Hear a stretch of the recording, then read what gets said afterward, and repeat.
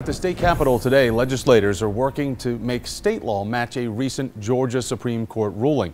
In February, you might recall, the state Supreme Court ruled it unconstitutional to use a person's refusal to take a breathalyzer test against them in court if they're appearing for a DUI. CBS 46's Vince Sims joins us live at the Capitol to explain what's being done to match all this up. Vince.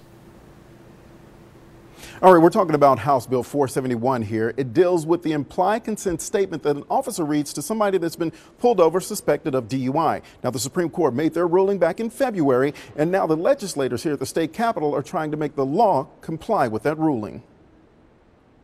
The Georgia Supreme Court ruled it's unconstitutional to use someone's refusal to take a breath test against them in court. It's considered self-incriminating. Now it's up to lawmakers to change wording to comply. The opinion was released while we were in legislative session, and so we immediately began to work on this issue to ensure that the implied consent statute was updated to accurately reflect the state of the law after this opinion. Representative Chuck F. Strachan is chairman of the Judiciary Non-Civil Committee where House Bill 471 passed. It changes wording in the rights read to someone pulled over for suspected DUI. So what this bill does is it updates the Georgia statute to correctly reflect the state of the law as to implied consent in DUI investigations. The implied consent notice under the current law says refusal to submit to required testing, which includes blood, breath, and urine, may be offered into evidence against you at trial. Since refusal of a breath test being used against you in court was ruled unconstitutional,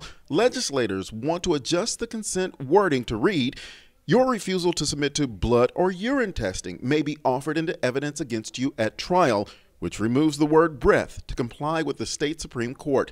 Representative F. Strachan stresses this is not taking powers away from officers looking for drunk drivers. So by no means does this opinion allow individuals to drive under the influence. To the contrary, officers still have tools to investigate and prosecute DUI.